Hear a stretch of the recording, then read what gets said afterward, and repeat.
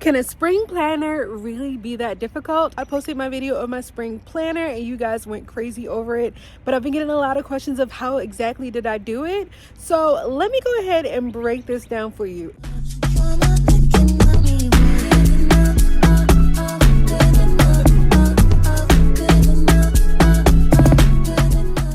So I'm trying to take these solar planters and my thoughts is to drill them into the bottom here.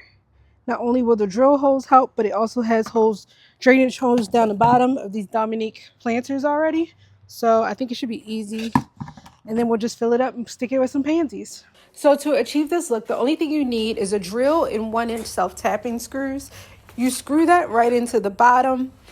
Because it already has a drainage hole, I have no need to actually add any more drainage holes. It's not screwed tight enough, nor did I seal it up where the water won't seep through. You can test that out once you put in your dirt for sure.